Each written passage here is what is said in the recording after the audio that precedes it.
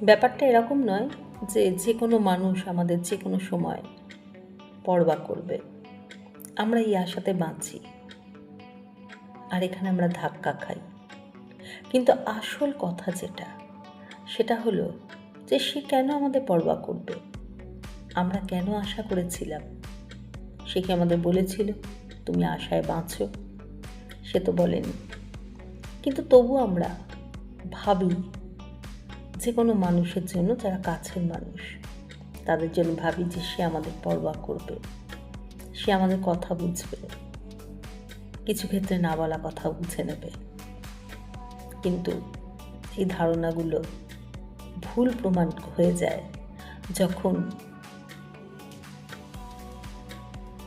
পরোয়া ব্যাপারটাই আর মাঝখানে থাকে না, ব্যাপারটা একটা অন্য জায়গায় গিয়ে পৌঁছে যায়।